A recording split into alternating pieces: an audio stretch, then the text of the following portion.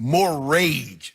Nobody played harder on the field than Terrell Owens. Skip, how do you get past? A man tells you, I play hard when I want to. How do you get past that? And Skip, I think once Randy went to New England, it cleaned his image up a lot. Because remember, he laid it down on the Raiders. He laid it down.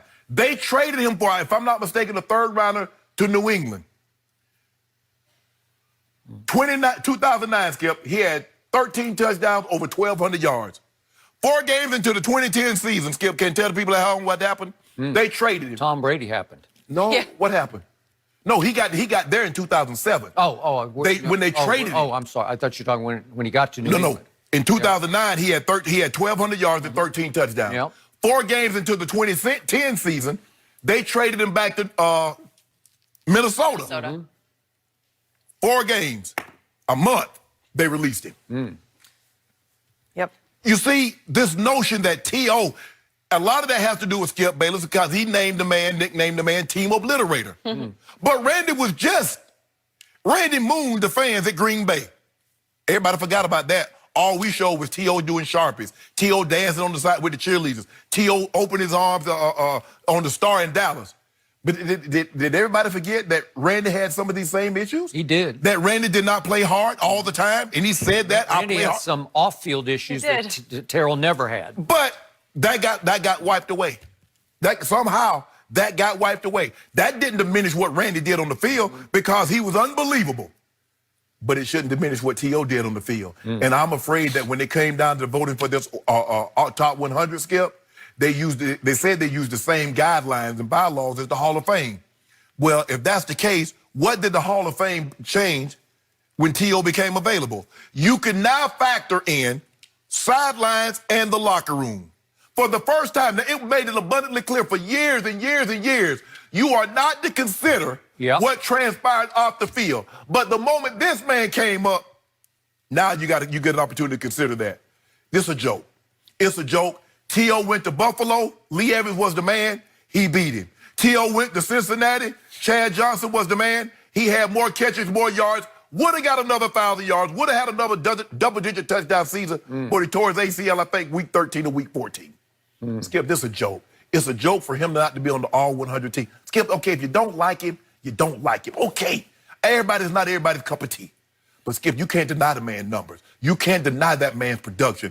And all those coaches and all those media members and all those front office people that sat there and looked at this man's career and watched him on tape to say he's not one of the top 10 receivers to ever play the game is just totally ridiculous. Okay. I'll buy that premise that Terrell belonged in the top 10. There are 10 that they picked. Yes.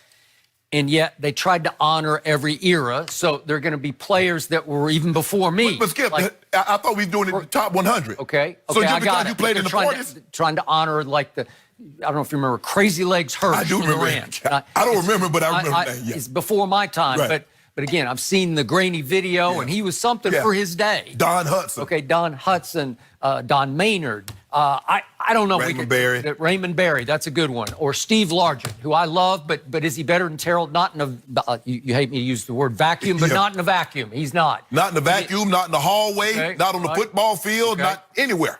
Okay, I got it. What sticks in my craw is that Michael Irvin isn't in the top 10 either. And he, to me, I'm going to get to my case in just a moment, but to me, I can make a case that he was even more valuable than Jerry Rice was. And you know how I feel about Michael Irvin as the driving force of teams that should have won 5 straight Super Bowls, but did win 3 out of 4.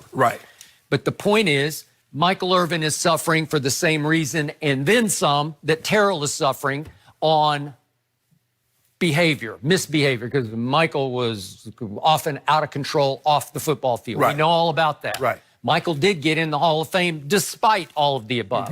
So when I'm trying to evaluate this, I don't care about team obliteration anymore. I'm just talking about how great were you?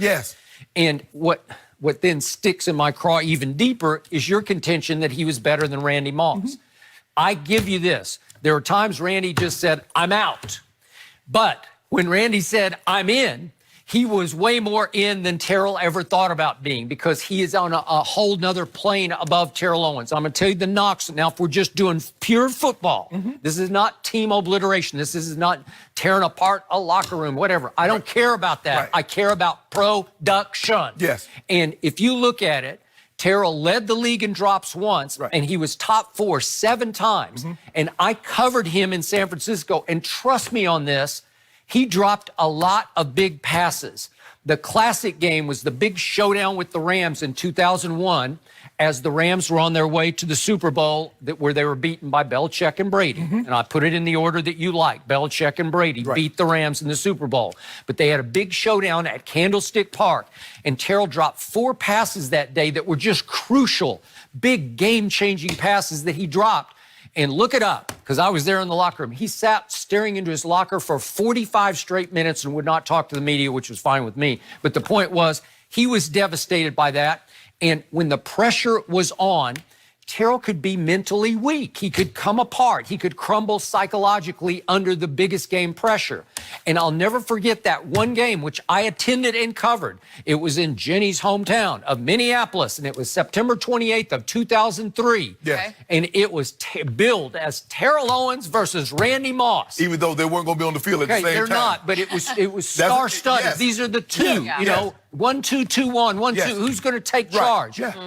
Randy Moss just took the day over, and it was spectacular. I was left with jaw dropped at the end of that one. So he got thrown 10 balls by Gus Frerotte, who's not a Hall of Famer. 10 balls, he caught 8 for 172 and 3 touchdowns.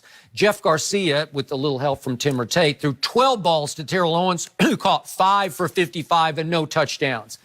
Terrell Owens wound up at the end of the game ranting and raving, marching up and down in front of the coordinator, Greg Knapp, who was sitting weirdly on the bench, right? Yes, okay. I And remember. It's like classic footage of Terrell's just out of his mind. Pacing back and forth. Pacing and pacing and pacing. Then he mounted his soapbox literally in the post-game locker room and campaigned for Jeff Garcia, who had made 3 straight Pro Bowls, to be replaced by the backup Tim Rattay.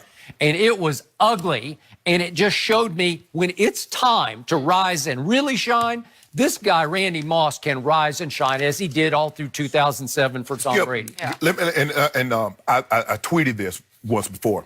Skip, guys that are big play receivers that look to get their hands on the ball and take off, they drop a lot of passes.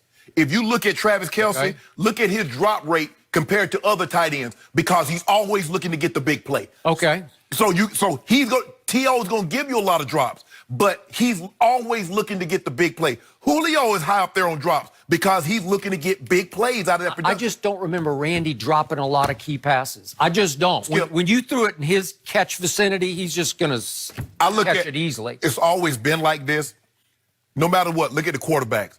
Tom Brady and Peyton Manning was never going to be on the field at the same time. But it's always Brady versus Manning. And so anytime you get 2 great players, even if they play the opposite position, that's what you're going to get. Reggie and the Eagles faced the Giants, it was Reggie versus LT, where neither one was going to block the other guy, but you just wanted to see who's going to dominate the game.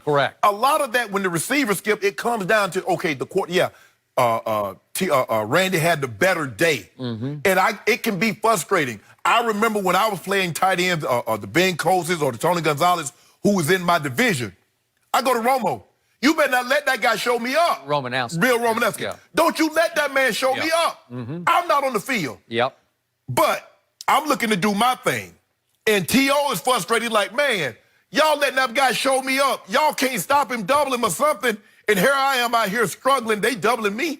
But y'all won't double him because why? Skip, look. T.O. is never going to be anybody's cup of tea.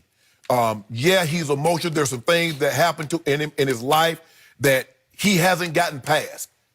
But Skip, that man's production. It was sensational. I give you that. Skip, I got it. There's no way. I'm with you. He belongs on this list.